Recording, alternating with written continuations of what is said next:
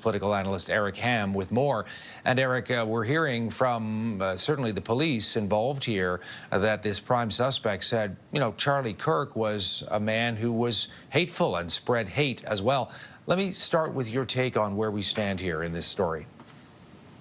Yeah, that's right. We're starting to get a bit clearer picture of who this young man was. We're told that he only just became political a few years ago. He was only 22 years old.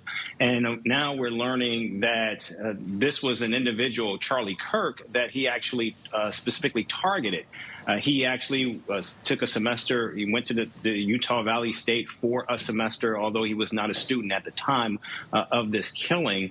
And also, too, we are now learning that he turned himself in, that he did actually express to others that he, in fact, committed this shooting. But now I think more information is needed as to what motivated him to do such a thing. And of course, this takes us back to the killing of a healthcare worker, CEO, just a few years ago, where we know a young man shot and killed that individual. And we're told that the bullet casings in this shooting mirrored the same bullet casings in terms of the message that was written on these bullet casings, which also makes clear, or at least that this perhaps was in fact political.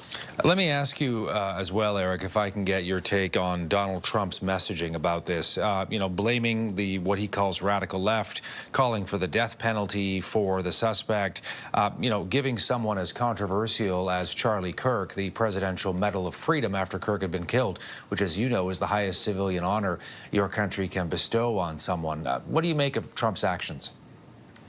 Well, again, I think what we're seeing here is, even as there are many who are attempting to try to reduce the level of tension, the polarization, and of course find a way out of this rising tide of political violence, what we're seeing, at least from the state itself, is that President Donald Trump has wrapped himself in much of in who Charlie Kirk was, in his support to the president personally, and of course to his political movement, MAGA as a whole.